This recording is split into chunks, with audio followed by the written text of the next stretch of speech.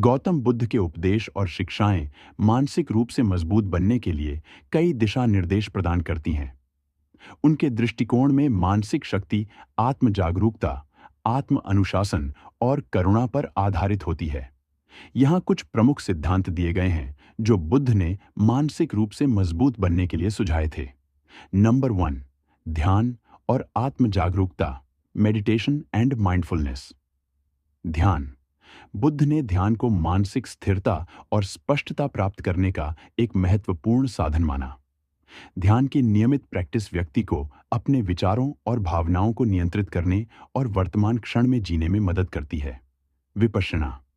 यह ध्यान की एक विधि है जिसे बुद्ध ने सिखाया, जिसमें व्यक्ति अपने शरीर और मन का गहन अवलोकन करता है। इससे व्यक्ति को आत्म जागरूकता बढ़ाने और मानसिक शांति पाने में मदद मिलती है। नंबर 2, 4 आर्य सत्य, 4 नोबल ट्रूथ्स। बुद्ध ने 4 आर्य सत्य सिखाए जो जीवन में दुख की प्रकृति और उसे समाप्त करने के मार्ग को समझाते हैं। 1, दुख का सत्य, जीवन में दुख अपरिहार्य है। 2, दुख के कारण का सत्य, दुख का कारण तृष्णा, इच्छा और आसक्ति है। 3, दुख के अंत का सत्य, दुख को समाप्त करना संभव है। 4, दुख के अंत के मार्ग का सत्य, अष्टांगिक मार्ग, 8 फोल्ड पाथ का अनुसरण कर दुख को समाप्त किया जा सकता है। नंबर 3, अष्टांगिक मार्ग, 8 फोल्ड पाथ। यह मार्ग व्यक्ति को नैतिकता, ध्यान और ज्ञान में प्रशिक्षित करता है और इसे 8 हिस्सों में विभाजित किया गया है। 1, सम्यक दृष्टि, राइट व्यू, सही समझ और दृष्टिकोण। 2, सम्यक संकल्प, राइट इंटेंशन, सही विचार और नियत। 3, सम्यक वाक्य, राइट स्पीच, सही और सत्य भाषण। 4, सम्यक कर्मांत, राइट एक्शन, सही कर्म और आचरण। 5, सम्यक आजीविका, राइट लाइवलीहुड, सही जीविका और व्यवसाय। 6, सम्यक प्रयास, राइट एफर्ट, सही प्रयास और परिश्रम। 7, सम्यक स्मृति, राइट माइंडफुलनेस, सही जागरूकता और सतर्कता।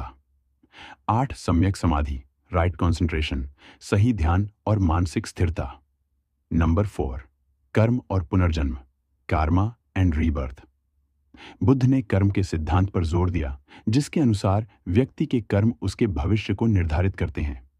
मानसिक शक्ति के लिए सकारात्मक कर्मों पर ध्यान केंद्रित करना और नकारात्मक कर्मों से बचना आवश्यक है।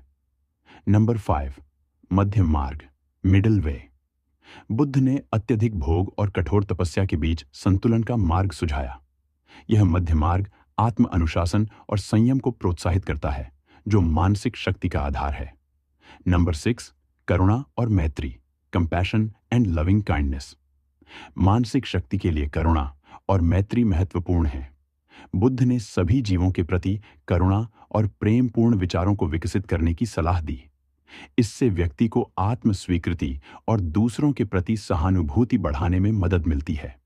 गौतम बुद्ध की शिक्षाएं मानसिक शांति, संतुलन और अंतर्दृष्टि प्राप्त करने के लिए एक समग्र दृष्टिकोण प्रदान करती हैं। ये सिद्धांत व्यक्ति को मानसिक रूप से मजबूत बनने और जीवन में चुनौतियों का सामना करने में सहायक होते हैं।